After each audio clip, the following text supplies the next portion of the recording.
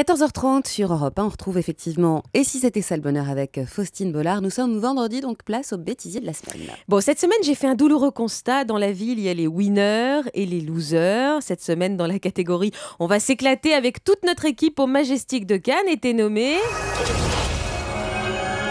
Laurent Ruquier, mais également Wendy Bouchard. Et dans la catégorie « Je mets 2 heures pour aller au boulot parce qu'il y a la grève du RERB », j'ai nommé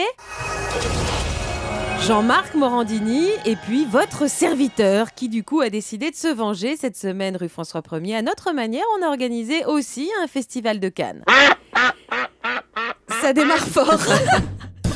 C'était en effet la fête à la basse-cour dans le studio Coluche et ça a commencé dès lundi avec notre émission sur l'interprétation des rêves. Alors on savait que Véronique Jeunesse pouvait nous rendre le jambon très glamour, mais au point de fantasmer sur le cochon. Il y a quand même un monde, mais visiblement pas pour notre invité. L'acte d'accoucher d'un enfant est un acte complètement animal, parce qu'il y a beaucoup de sensualité chez le cochon. C'est une espèce de sensualité dans le désir d'enfant ou dans la possibilité. Sensualité dans le cochon, Claude ? Oui.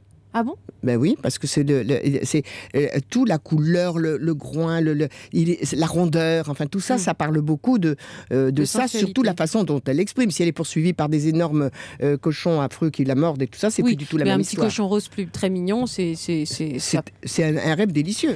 Ouais, moi, après avoir vu du de l'eau sur les marches du palais, j'ai une définition hautement différente du rêve délicieux, mais enfin bref.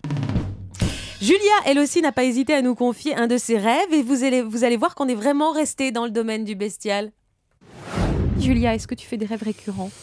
Pas récurrent, mais là j'ai fait un rêve ce week-end et je suis un peu gênée parce qu'en fait j'ai rêvé de vous, Faustine.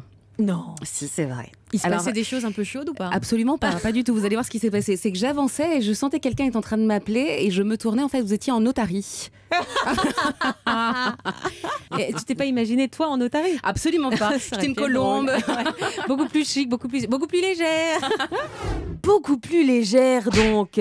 Mais dis donc, c'est pas hyper sympathique pour mon petit oiseau des îles, ça. Alors sur le moment, vous allez voir qu'elle se la joue très fair-play, mais la vengeance est un plat qui se mange froid. Et c'est mercredi que mon petit vautour s'est décidé enfin à sortir ses griffes. Écoutez. Je connais pas d'animal plus méprisé que la poule. On s'en fout des poules. On peut les élever en batterie, les tuer. Ce serait d'autres animaux, il y aurait eu une levée de bouclier. Mais la poule, on s'en fout. La poule, on s'en fout. Donc, j'ai voulu rattraper ça. Réhabiliter la poule, à tel point que je propose hardiment une journée de la poule.